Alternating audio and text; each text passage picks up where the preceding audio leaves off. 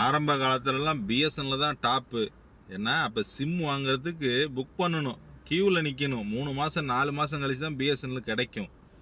நான் அந்த மாதிரி காலம் இருந்த போய் இப்போ பாருங்க, கார்பரேட்டுக்காரனுக்கு எல்லாத்தையுமே விற்றுவிட்டானுங்க.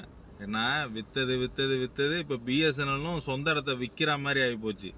ஏன்னா இன்றைக்கி இருக்கிற சூழ்நிலையில் பிஎஸ்என்எல் பெட்ரு தான்.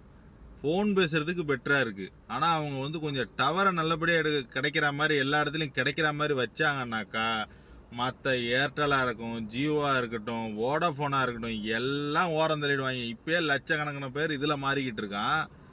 இந்த மாதிரி நெட்வொர்க் பக்காவாக கிடச்சிச்சின்னு வச்சுக்கிங்க, பிஎஸ்என்எல் தான் இந்தியாவில் டாப்பாக இருக்கும். அதுக்கு பிஎஸ்என்எல் கொஞ்சம் முயற்சி எடுக்கணும். கண்டிப்பாக முயற்சி எடுத்தாங்கன்னாக்கா அவங்க நல்ல வளர்ச்சி கிடைக்கும். அவங்க இன்னும் மேலும் நல்ல வளர்ச்சி ஆகலாம். அதனால அதை ட்ரை பண்ணணும் அந்த பிஎஸ்என்எல்லுங்க. அதை ட்ரை பண்ணாக்கா கிடைக்கும். அந்த ஆஃபீஸருங்கெல்லாம் முடிவு எடுக்கணும்.